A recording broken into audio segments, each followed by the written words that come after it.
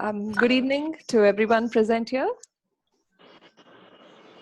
Living just a few houses apart from each other in Ramnagar, we were travel mates through school and high school, and soon graduated to riding our own two-wheelers to school and back in each other's company.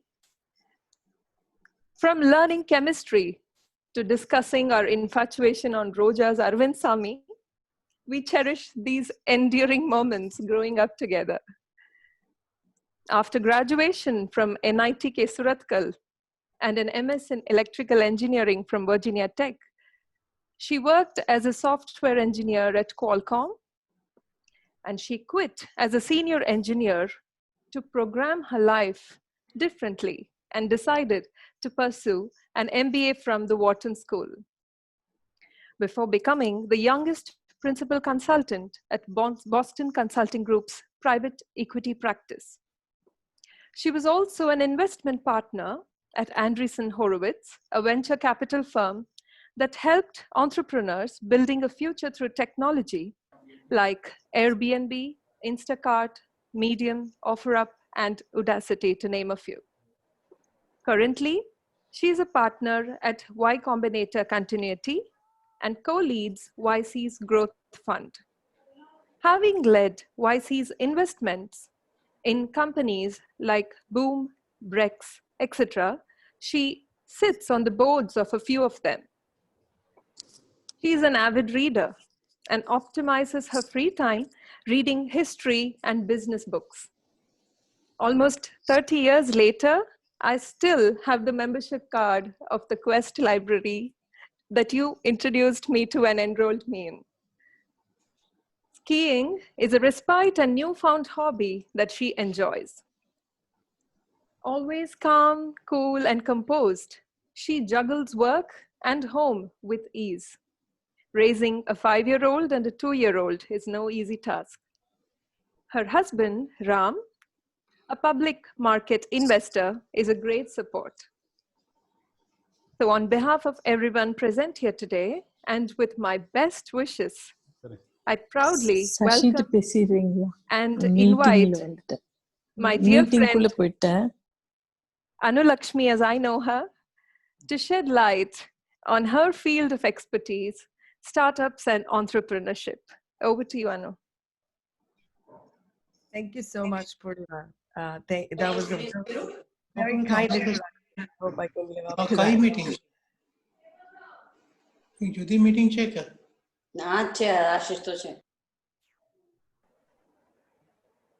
Good evening, everyone. Please unmute. Good evening, everyone. Thank you so much for having me. It's really an honor to be talking to this group. I've always heard a lot about this group from both Purnima and Rohini, who are both my classmates from Avila. Also a great opportunity to really talk to so many people from Coimbatore in one go, so it really feels like I'm back home. So I want to really thank Ashish sir and Yash for giving me the opportunity and for inviting me to chat. I was hoping that I would speak for maybe just 10 minutes or 15 minutes, and I really want this to be interactive, and I'm happy to answer any questions. Yash had asked me to spend a few minutes talking about my journey from Coimbatore to how I got into startup investing. And also, you know, he said that the group is very interested in learning more about startups. So as Purnima mentioned, I grew up in Coimbatore in Ramnagar, went to college in NIT Surathkal. But if I had to, you know, rather than reading my bio, I thought, you know, it would be interesting to share what were like, if I had to reflect back 2 or 3 turning points in life for me, or lessons that I've learned, which really helped me focus on where I am today. I think it really boils down to only 2 things. One is, you know, grit. And I'll walk you through the lessons of grit. And I honestly didn't even know what grit was while I was at Avila or growing up in college. And then the second is like the art of deliberate practice, which is something I learned really in the US. Purnima always was the bar raiser in our class. She was obviously the topper of the class. I did not grow up, being the topper of the class or acing any of my exams, but that doesn't mean I didn't put an effort. So I don't want anyone to take away as that effort doesn't count. But the reason I'm sharing the story is more in the lens of, you don't really have to be the topper of the class, or you don't really have to go to the best universities to be able to realize the dream you want to. And I think this came really from my mother, because right from when I was really young, she always focused on effort. So she never applauded if I scored a 100 in maths. That was never rewarded, but it was more, did I put the effort into studying? So I remember this vividly because when I was at school, we used to lean on each other, obviously, to really help support. And Purnima and Rohini were some of my closest friends, and we used to commute to school together. And Purnima and Rohini used to say, Anu, you really need to do well in chemistry because your mom is a chemistry teacher. And I used to go home asking my mom, so stressed, what if I didn't score the full mark? And she would always tell me, it doesn't matter. Focus on studying, not on what the outcome is. And so really that was the evolution of how I finished school. And after that, I had the opportunity to go outside of Coimbatore to NIT Surathkal, which was the first time where I really interacted with a set of students from all over India. And so that helped improve my learning and thought process and opportunities outside of Coimbatore or what I had known. And I think I was really lucky to have been born into a family where, my dad and my dad's mom both are feminists. So the only goal they had set for me was, you need to go to the US, and you need to go to the US before you get married. That was the goal. So the only path to doing that was master's. So honestly, it was not something I had thought of doing. And I said, okay, so I'm doing engineering because I really like, the engineering subjects that I was doing. And if I want to push myself to do better, it was to go to the US. And my grandmom's side, the entire family had been in the US. And so she had always wanted her children to go, and none of her children went. And I was her first granddaughter, and she really wanted me to go. And so that was it. There was no grand plan. I never knew what I was setting out for. But I think focusing on effort and not giving up, even though you may not always get what you want, is really what helped me through life. And so I came to the US for Virginia Tech. That's where I met my husband. My husband, as Purnima mentioned, has been my biggest supporter, has really pushed me to do more things than I even set out to do.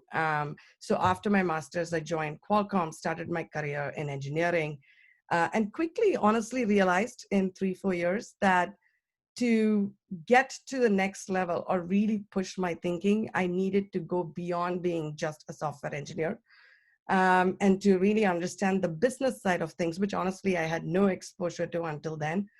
I needed to go to business school and get an education, especially in a new country like the US, because it was not easy to integrate in the US. People think sitting in India that if so many people have gone to the US and it's easy, but it's not.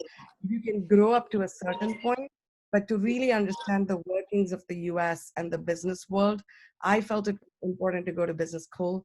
And Wharton was honestly the biggest neutralizer for me and in my career, because suddenly the world was open and more opportunities became open and a lot more US companies paid attention.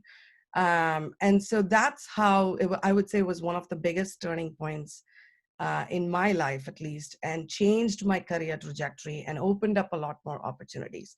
And so the reason I'm sharing this story is more for any of the youngsters watching, and even for parents. Like, I don't think we should ever limit ourselves to the worldview that we have.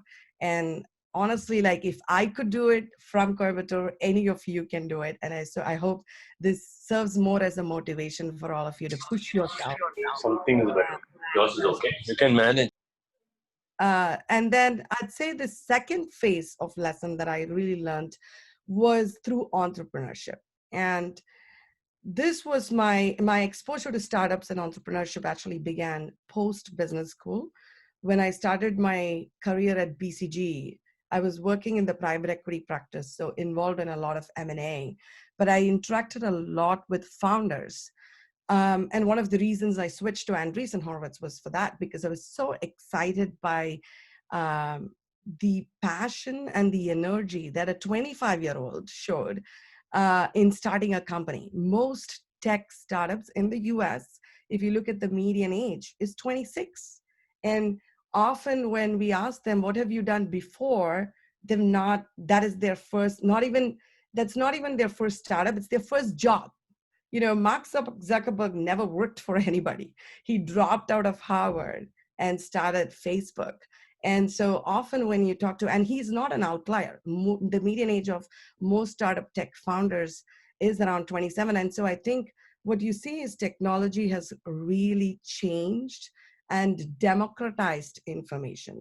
And because it made information so easy, you can learn much faster today. You don't learn these things at school. You don't learn how to build a startup at a university. But the internet is open and you learn from each other and you can meet new people more easily. And so for me, what the startups investing world really taught was two things.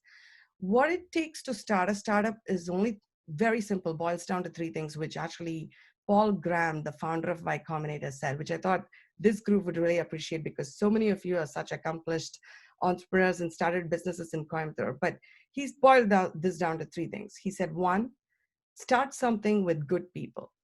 So find a co-founder or two or three co-founders with whom you really get along, have the same values, and you trust each other, and start something. Second, build something that customers really want. Often startups fail, but the reason they fail is mainly either because of a founder breakup or they fail because you're not building something that a customer truly wants. And it just seems like a nice to have, not a necessary to have. So build something that customers really want. And the third thing is build it with the least amount of money possible. If you look at the startup investing world and the amount of money startups have raised, it seems counterintuitive.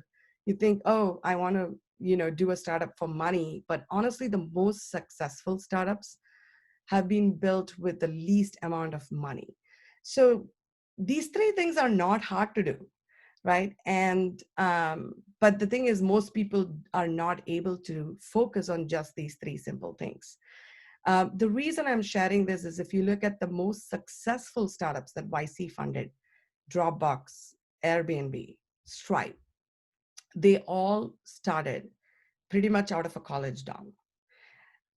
Drew from Dropbox graduated from MIT, was in his final year, I think, at MIT, was driving in the bus from Boston to New York. And he had taken his laptop to finish his college work. And he left his hard drive that had information about his homework in Boston. And he was so frustrated. He said, it's 4 hours to New York and I don't have my hard drive and I can't do my homework. That was the idea of Dropbox. It was literally, how do I set up an internet cloud sharing site where I could upload all my information so that I'm not dependent on a hard drive and I should be able to download my homework from anywhere. That was literally it. And he joined YC when he was 24. So that was the idea. Airbnb, the three founders, Brian, Joe, and Nate, were roommates in San Francisco. They'd just graduated from Rhode Island School of Design, had no money to pay rent. They listed their bedroom or their studio as a rental in one of the sites in San Francisco for a design conference because a lot of their friends were visiting San Francisco and said the hotels are sold out. That was the birth of Air, Bed, and Breakfast, Airbnb. That was it. These were not people who were sitting for months or years thinking about what should I start. It was literally born out of a problem they had. Stripe, Patrick and John, started the company when Patrick was 19 years old and John was 16 years old, both brothers. And they are from Ireland. And they were in some of the most rural areas of Ireland. and their parents ran like a small business and a bookstore. And so they said, well, we want to help our parents support their business. They were very familiar with technology, and they set up a website to search books because their parents were running a bookstore. But it was one of the earliest websites that was set up to help search books, and they made a lot of money when they were 14 years old with just that website. And they realized that, but to collect the money, it was really painful. There were no payments, online payments available, and people had to mail in checks. That was the birth of Stripe. That was the idea of Stripe. How do I build an online payment processor so that a website can process payments online? And they were all really, really young when they started these companies. And 10 years later, they're still very young. They're only 30, 31. Stripe is today a $35 billion company. Airbnb is a $30 billion company. Dropbox, which was YC's first IPO, was $11 billion IPO.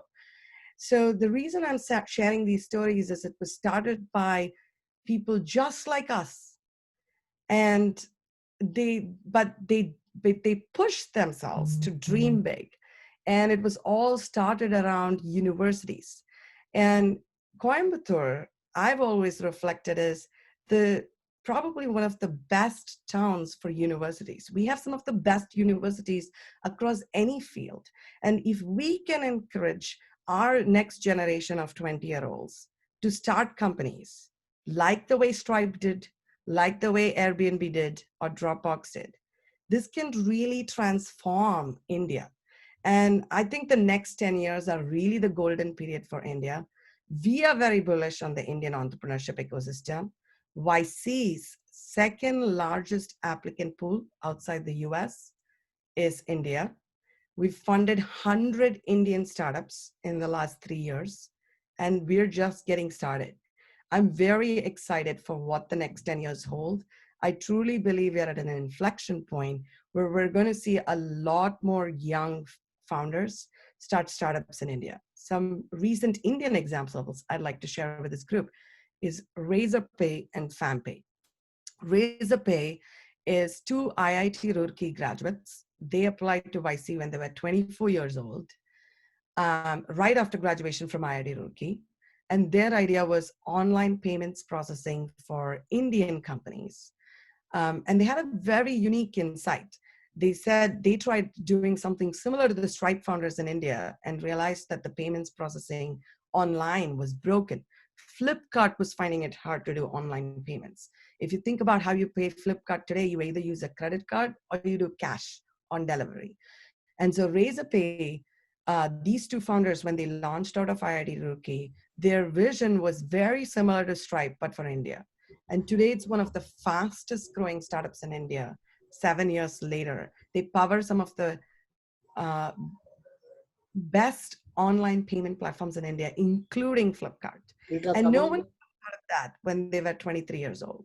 In fact, when we funded them, a lot of VCs or venture capitalists in India messaged us saying, have you lost it? You funded two 24-year-olds from India. How are they going to build a business? But they honestly are one of the best powered platforms, and they're going to power WhatsApp payments.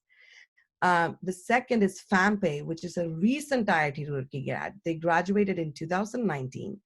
They realized that for most IIT graduates who are going through college, there's no bank account, and parents give them, pocket money or cash, but it's cash, and you have to use cash to help manage their expenses.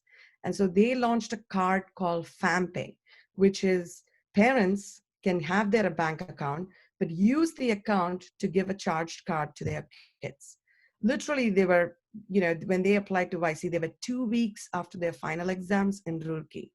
But that's the kind of founding team or entrepreneurship I think we really need to support, because if they don't take risk in their 20s, when are they going to take? And they already have the basic education that they're going to always have. So can they get a job in Flipkart? Of course. They can get that even 10 years later, right? And so I think YC's biggest belief, and that's what we've tried to do and help support, is help support that young founder. Take risk, because that is the best time to take risk, and celebrate taking risks. knowing fully well that you might fail, and 70% of startups fail. But I think we should, if we can all support our university graduates and get them to do more startups, I think it'll help the whole Indian ecosystem. I'll pause there, and I want to open it up to questions. A very good evening to all of you. Thank you so much, Anu Akka, for that opening remark on investing and stuff. My questions will revolve around investing from a Rotarian's point of view, because most of our club members are into investing and are having their businesses. So my first question to you will be that we know that startups are a high risk and high gain affair, and if I already have a business that is giving me good enough returns, why do you think it is a good idea for me to invest in a startup?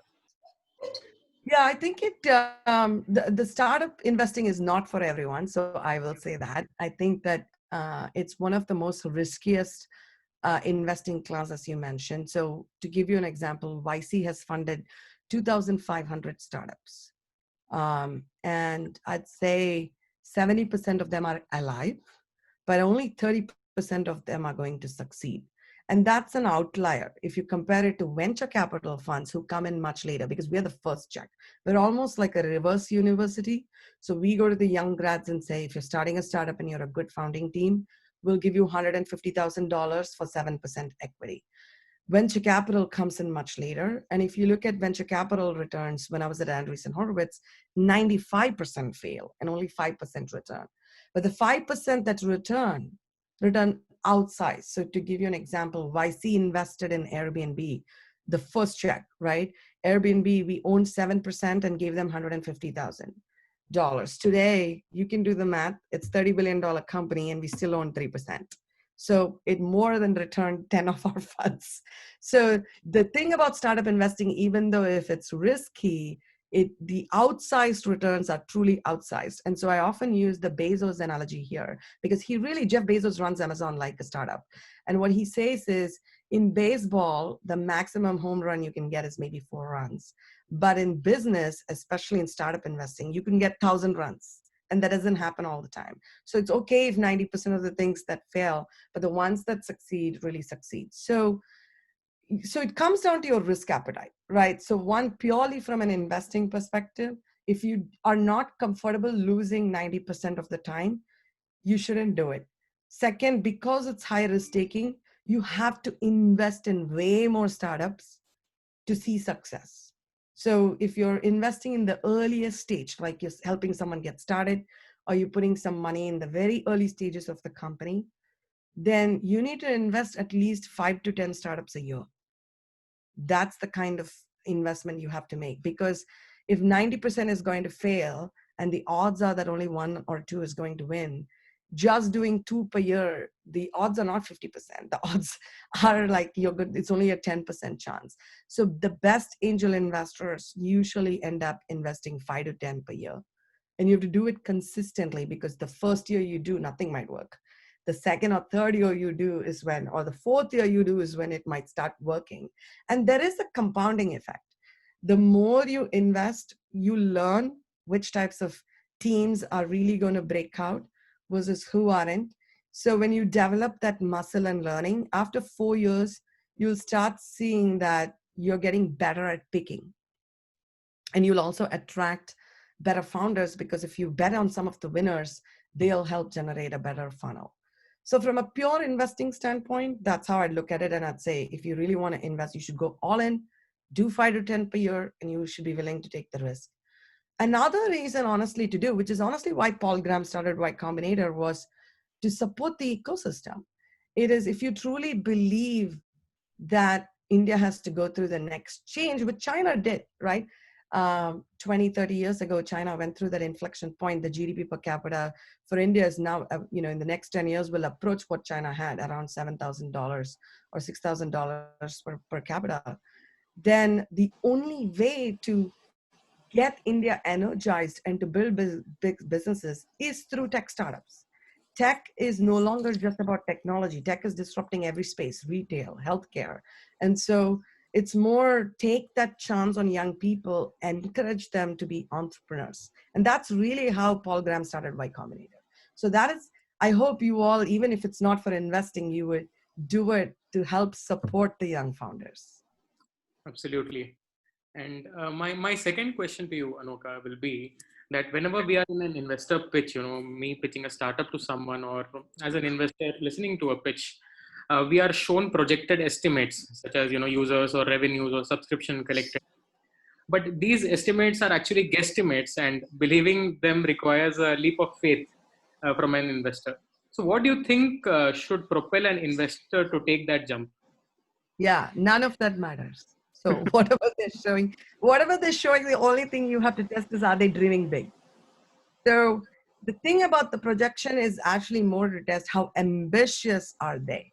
So if they come and tell you that in 5 years, I'm going to get to 1 million users, you have to, I mean, India has 700 million internet users and at least 100 million of them with a lot of high net worth.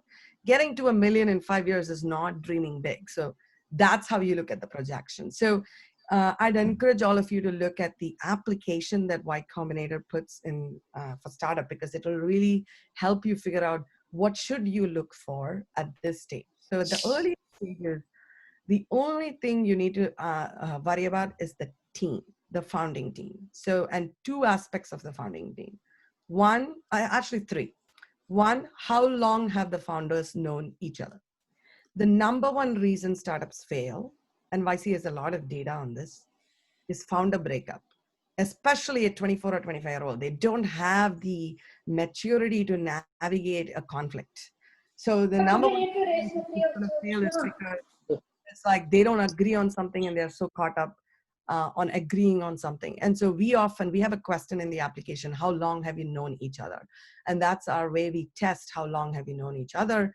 Do you have confidence that they will work together to sort their issues out? Second is, what unique insight do the founders have about the idea they're building? So in the case of Razorpay, when they pitched to us, they had no customer, but they said, look, we are building a new online payments processor for India. And we said, well, there's already PayU, there's all these competitors. What is it that is new that you're building? And they had these unique insight because they had tried building some crowdfunding and e-commerce apps before, which showed the shortfalls of the current payment gateways in India. They had also spoken to 40 potential customers and had clear insights on why those customers were not happy with current offering and how Razorpay was going to be different. So we said, well, they do have a unique insight that others don't. The third is, if it is a tech company, at least one founder has to be very good at programming. It's very hard to build a tech startup without one of the co-founders being strong in programming. And so that's the third thing YC looks for. So that really are only the three things you can control. So the other things you can't. So it absolutely comes down to the founding team. How long have you known each other? Two, what is the unique insight you have about the idea you're pursuing? And then the third is, the third is, what determination they have in terms of what they're building. That's pretty much what you can control. You can't, none of the projections actually matter. Right. Now, following up on this, I was reading a few articles by Y Combinator, and they said that whenever you value a startup, you look at three things. One, as you said, is the team. The second is the market fit of the product. And the third is the market opportunity. Yeah. And being an Asian investor, and having a little of a business mind, what I believe is like, why not we replace that particular programmer you're talking about? Maybe if there's a fallout. But that breaks the entire team. That breaks the chain of things that has been happening in that company. And how do you think this affects the particular startup? Trying having a replacement approach for a team. When you say replacement approach, can you clarify? So, for example, as you said, there are three people in a team. Three founders of the team, and one of them has a strong coding background. What if there is a fallout, and one of them just leaves the company? Yeah. So we need to replace him. And do you think that at that time the company loses its value from an investor's perspective, even if we are able to hire back a better coder or a better professional than the founder? Yeah, so good question. I think that if you lose the CEO, you are at a big risk. If you lose the other co-founders, not as much. And if you look at the history of startups and startups that have scaled, most startups have scaled with the CEO that have done extremely well, but not with the co-founders. In most cases, actually, the co-founders haven't scaled. But that's not to say that it's okay if co-founders don't scale. Co-founders bring a very different value to the table. So if you look at Airbnb, all three co-founders are very involved. You look at Stripe, or both co-founders, of course, they're brothers, but both co-founders are very involved. Entrepreneurship is a very difficult journey, right? I'm sure this audience really knows that because it's not just tech startups. Look at any business you're starting. It's incredibly hard. And if you don't have the support system, and you're not in the same business as your family is in, you're alone. You're absolutely alone. And as I mentioned, we are talking about 25 and 26-year-olds who haven't even, forget, let alone first startup. This is their first job. They don't know to lead more than, themselves. They don't know to manage 3 people. They don't know to, scale a company to 500 people. It's what we ask of a founder is incredibly hard. It's very demanding, but that's what they signed up for. So there's no like excuses in terms of you don't know the job. So what distinguishes the best founders from the others is very one simple thing, which is they are extremely self-aware and they know that they don't know most stuff. So they spend 80% of the time hiring the best executive team who have scaled companies in the past. So Mark Zuckerberg has this rule at Facebook where he says, the only executives I hire are executives I would work for in an alternate world if I were not at Facebook. And that's the same thing co-founders also need to understand. So if you look at Nate at Airbnb, he was the first coder for Airbnb for the longest time, the chief product officer, but he didn't scale and you can't expect him to scale. He was a Harvard graduate out of, and he was 26 when he joined Airbnb. He's not managed a team of 1,000 engineers, but he shifted his role to the chief problem solving officer because the vision of Airbnb is theirs, the founders. The clarity of thought on what they want to do is theirs. What Airbnb should stand for is theirs. But they removed themselves from the job of a CTO. That's what Nate did and said, and he hired the best CTO to run Airbnb. So I think the most important thing you can test for from an investing angle is, are the founders self-aware? Because if they're not self-aware and they're not flexible, that's what we test in the 10-minute interview that we do. We push them with questions. And if they're not open, flexible, then we worry about their ability to learn and adapt. Because the only thing that is true about a scaling startup is they should be willing to acknowledge what they don't know and hire a great set of people around them and continue to learn. So you can usually figure that out if you talk to them by pushing them to understand if they are ready to have an open dialogue. And you can also see the dynamics of the people. So when you're pushing back, if there's one person agreeing but the other 2 are not, you kind of know if that team is going to work well together or not. Very well said.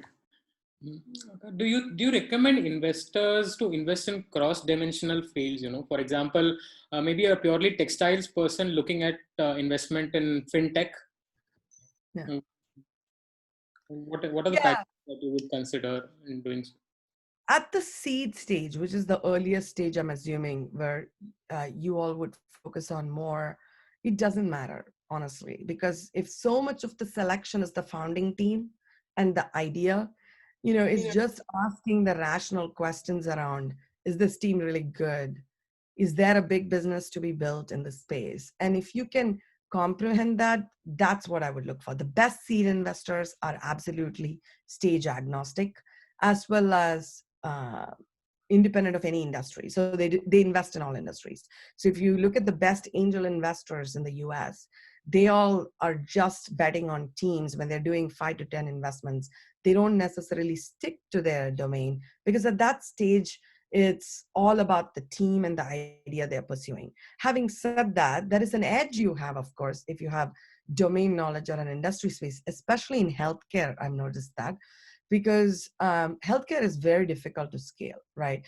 It's not just about building a tech or software product. It's also about partnerships with hospitals, partnerships with pharma companies. And that's not easy for a very young founder to do or a tech founder to do. And so there I've seen in the US, people with either pharma or hospital backgrounds tend to focus more on just healthcare because they also feel they can help those startups. They may end up doing 5 to 10 investments per year in the same domain, but that's healthcare is probably the one area where I've seen people do that. Right. Thank you. And my final question on startups would be, like, startups are ultimately ideas, in spite of huge potential, most startups fade away in the initial stages itself. And as you said, that 70% of the startups don't see the day of light. So why do you think this happens? Such good ideas on paper and fail to execute at a later stage.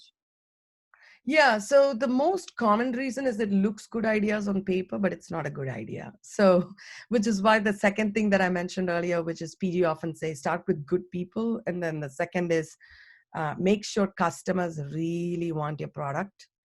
And so when people say, oh, this startup ran out of money, it's not because they ran out of money. No one funded it because no customer was using it. Right. So I think it's really important to make sure you're building something that customers want.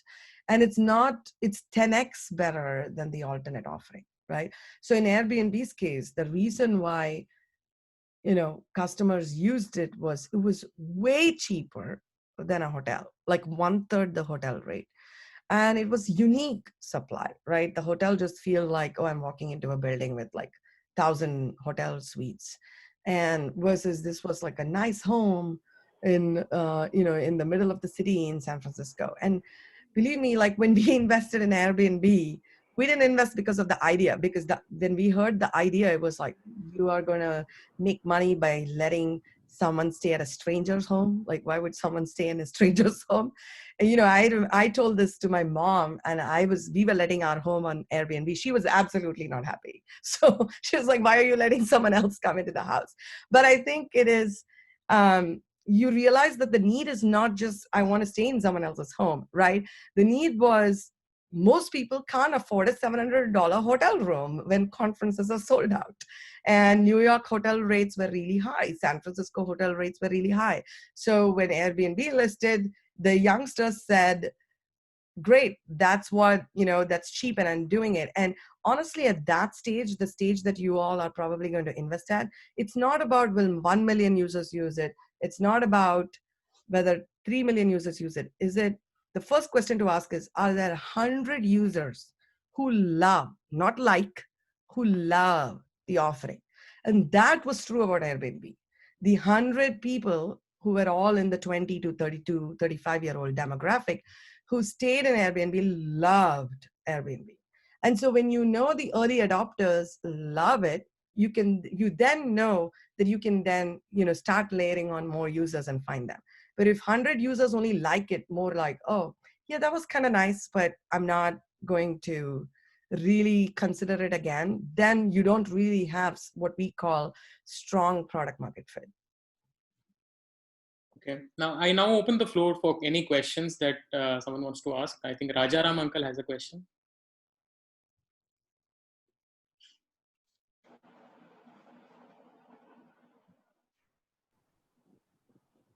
Yes, I think you can speak now. Upper speak. Are you able to hear me? Yes, yes. The last 5 years, India has been harping about startups. Just announced lot of tax concessions. In spite of that, 90% of the startups have failed. Only 5% have succeeded. That 5% is because of the people who have diversified the existing business. Can you pinpoint the reasons for it? Yeah, I think in India it's very similar to the US. Even in the US, 95% startups don't work out, only 5% work out. And I think it's because of, if you're not fundamentally changing the experience for the consumer, it gets really hard to build a big business because, it's all odds are already against you, right? You have to do customer acquisition. It's really hard. The cost of customer acquisition is incredibly high. And if you don't have a strong supporting business model because you don't have many users, you get into this self-fulfilling prophecy of like, you're not growing and you're kind of stuck and you are dependent on external capital to raise. So I think India is not different from any of the rest of the world, to be very honest. Only 5% of the startups work, but when they work really, really well. The other challenge India specifically has is willingness to pay. I think this comes down to the GDP per capita, which is only around $2,000 to $2,500. That's very little to build a very big business, right? So, most businesses can, even successful businesses can get to $1 or $5 billion businesses, but they are not able to get to the 10, 30, $50 billion businesses. Flipkart, honestly, was the first sort of large tech outcome exit, which was a $20 billion exit, and it was not easy. But I think the next 10 years will be different. If you look at the curve and the growth rates that India has, we should be hitting $5,000 GDP per capita at least by 2030. And when you start hitting $5,000 is when China really saw the inflection point in where, they built tech businesses that were worth $100 billion.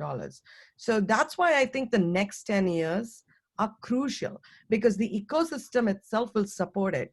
And the rising middle class and the GDP per capita increasing will help these startups make more money. And because that's equally important for them to be self-sustaining longer term.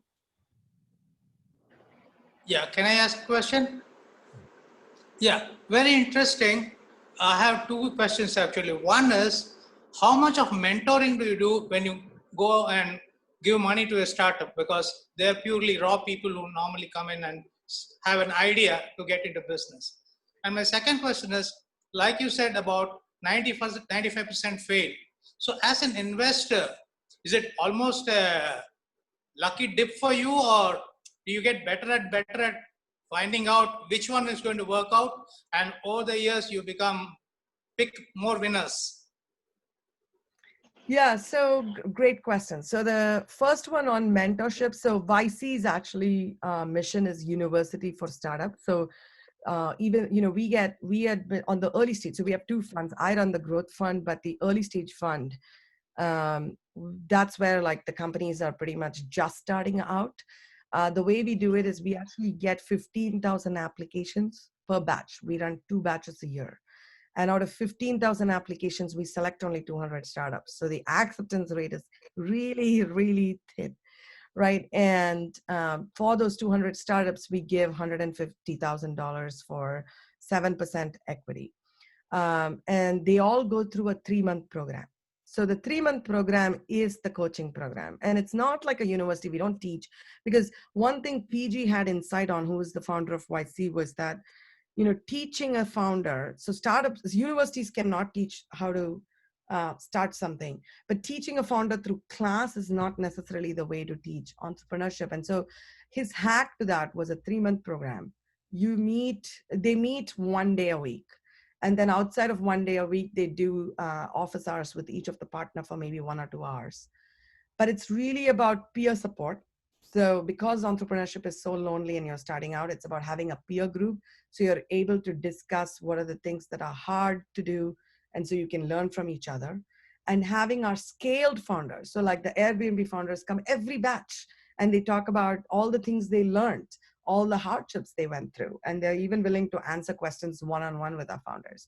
So learning from some of the founders that have scaled are really like one of the 2 ways that we really teach them over the 3 months.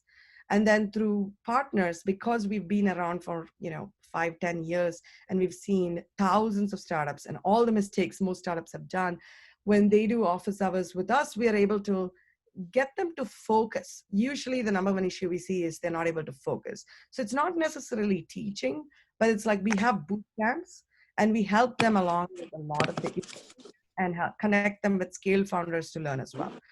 And we have programs at every stage. So that's at the start. 1 year in, we help them on how to raise a Series A. We then teach them on how to scale as a CEO. How do you hire a strong exec team? So that's the model through the community of other founders. To your second question, if 95%, how do you get better? Absolutely, we get better at picking. So this is one of the insights we had in the earlier stages is it's all that matters is the founding team and the idea that they're working on and whether they have a unique insight about the idea. So through experience and practice, we know we have a good sense for what types of founders work out versus not. And then the 3-month program that we do gives us an even much better insight into which founders are going to do well or not. So I'll give you the simple example of Airbnb, where honestly, they had no money. They were in what we call the cockroach mode. They had only $50,000 and were barely keeping the startup alive. And when Paul Graham finally accepted them into YC, the only reason he accepted them was not because of the idea or anything. It was because he asked Brian, I don't think you're going to build a big company. What do you plan to do? And he said, no, I'm going to still be at it because I believe this is a problem. And he repackaged cereal boxes during the election time, sold the cereal boxes for a premium price and made extra money and kept the company alive. And so PG's conclusion was, wow, these are cockroaches that will never die. So therefore, I'm going to fund them. That's all it was. But during those 3 months, we saw the determination and the effort they put in. They were the best founders in the batch. They attended every dinner till the last session, taking such copious notes and really driven to make success. So I think that we are able to measure better and better over time. And so, that is where it translates to you get better at picking. And then you also have the network effect. If you've bet on some of the winners, you get very well known. And so, winners attract other winners. And so the really high quality founders go to the founders that were successful. And so they refer them to us. And so a lot of our other new successful companies like Brex was referred by the Stripe founders. And so you start seeing that play. Thank you. I would like to pose a question. Since you've seen like a lot of startups, do you think the first mover advantage is actually a real thing? Like the first person to get the idea, will they be the one to succeed? Or is it someone who develops from a different idea, tweaks it a little? Yeah, no, absolutely not. There's a long list of examples. I mean, Google was the 11th search engine. It was not the first search engine, but today Google is Google. No one works with any other search engines. So there are tons. Stripe was not the first payments company. There were like 5 payment companies before that. Brex was not the first corporate credit card. We already have Amex, and there were like 6 YC companies that launched a corporate credit card. So it really comes down to execution. That is why that laser focus on execution. Are you really building? It's as simple. YC founders often complain to us. They're like, you don't teach us anything. You just tell us, do customers love your product? It's true. But that question is the only thing you need to focus on in the early stages is, do 100 customers love you? How do you know they love you? So we test, are you really measuring customer love correctly and objectively?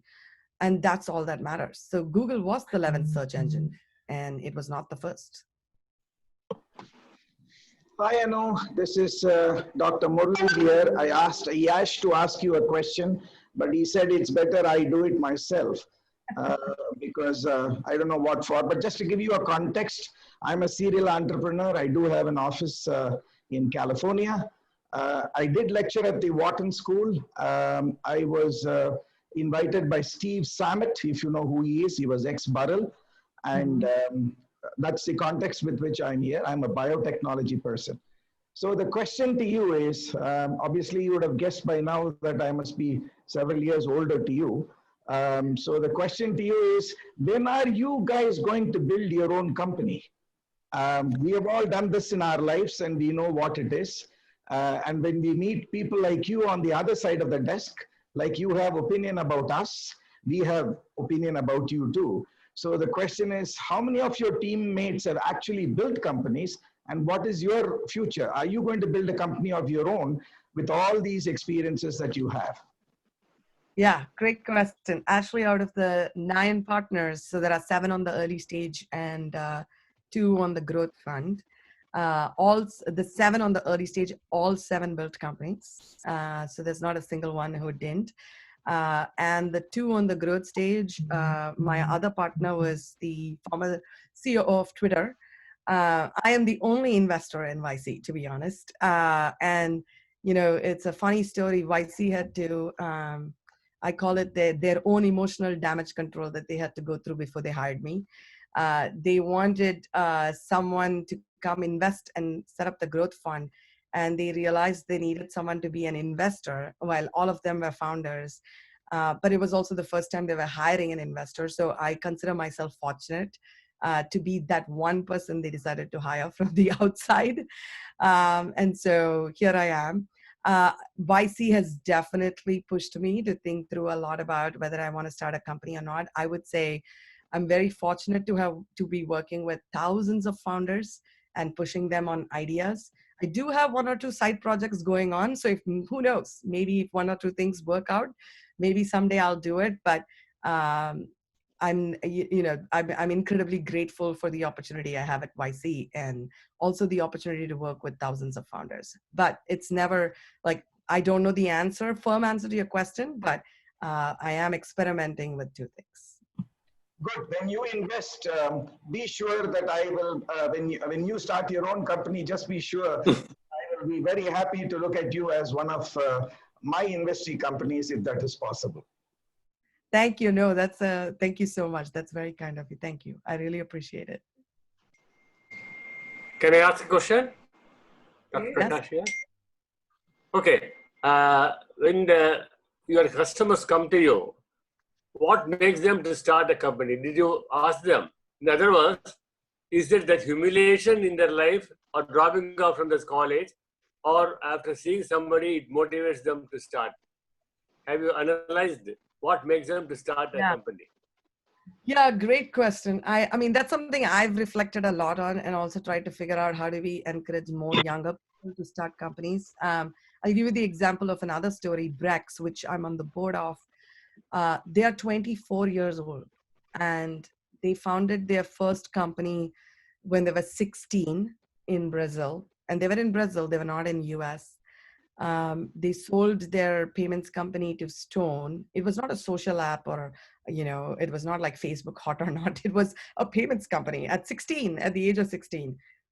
And they sold it to a very large payments company in Brazil called Stone. And their only ambition in life after they saw the movie Chuck, I don't know how many of you have seen it, was to come to the US and study in Stanford. So they were in Stanford. And the first semester after Stanford, they said, oh my God, this is so boring. We founded our company at 16 and had 150 people, and we are now attending classes. Like, it doesn't make sense. So they applied to YC with a random idea, which was in virtual reality. And then they changed it to Brex, which is now a $3 billion company and, scaling really fast. So I've spent a lot of time asking them, what motivated you to start a company? How did you dare to dream big? And often you realize the theme is very simple, which is, it comes down to, they felt like an underdog growing up. So for one of the founders, it was very interesting. His mother is the federal judge in Brazil, so clearly a very accomplished family, but he always felt like he needed to prove to her something.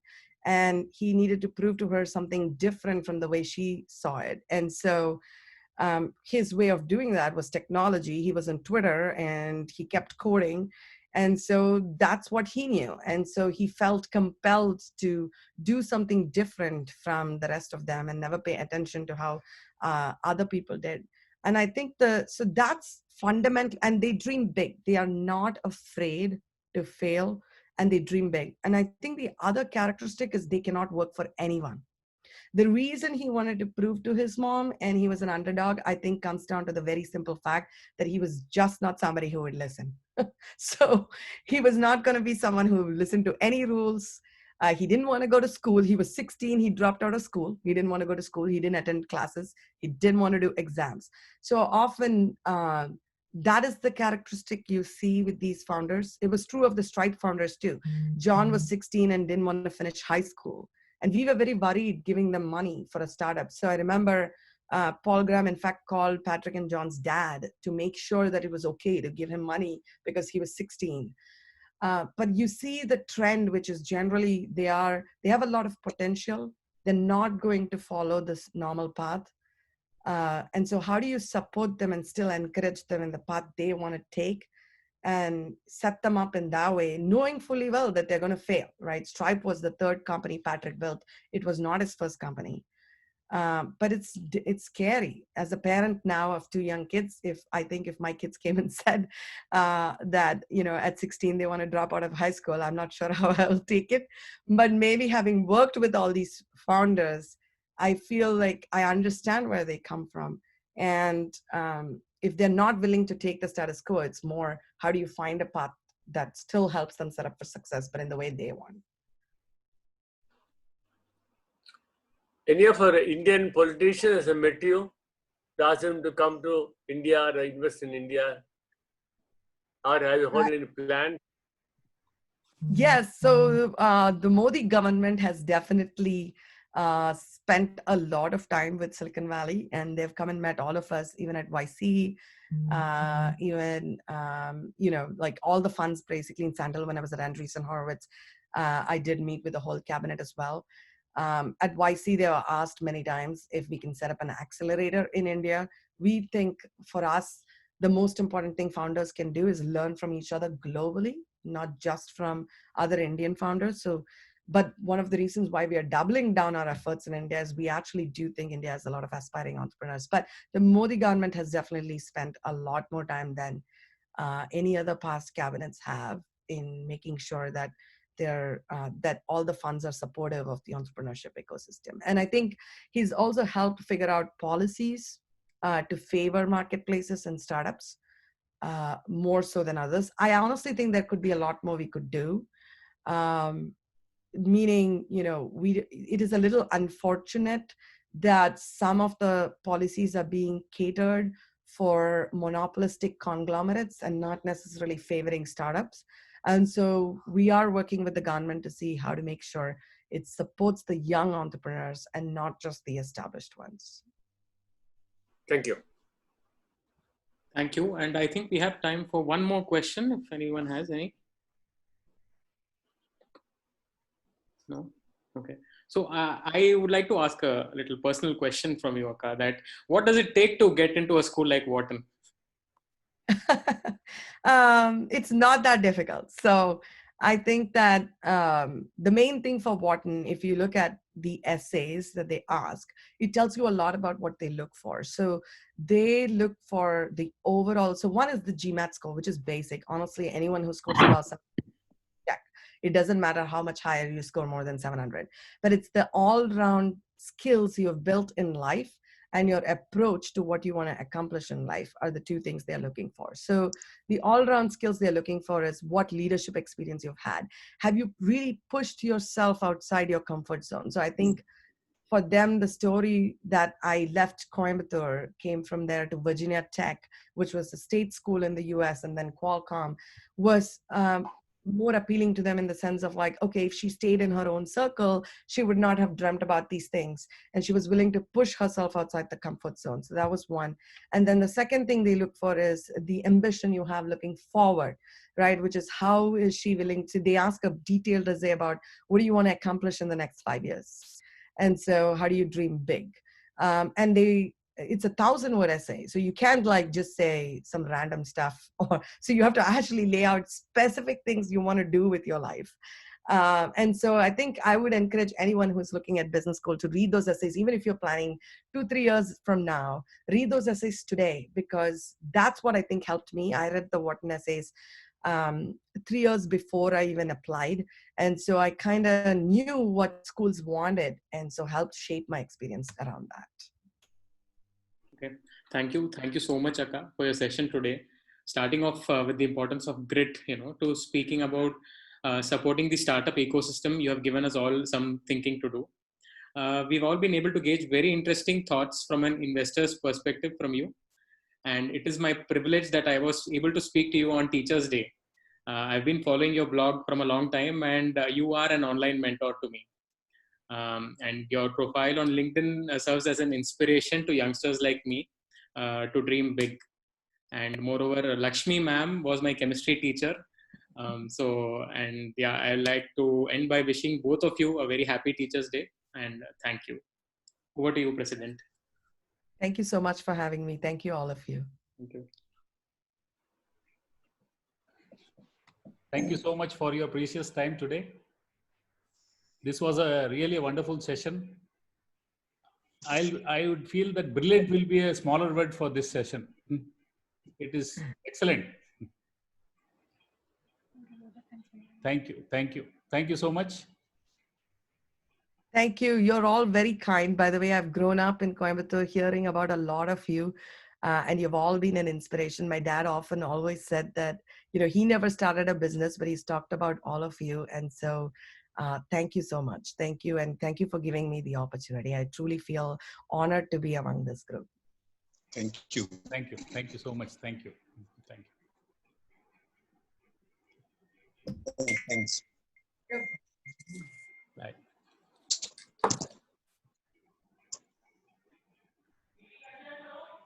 Yeah. Meeting adjourned.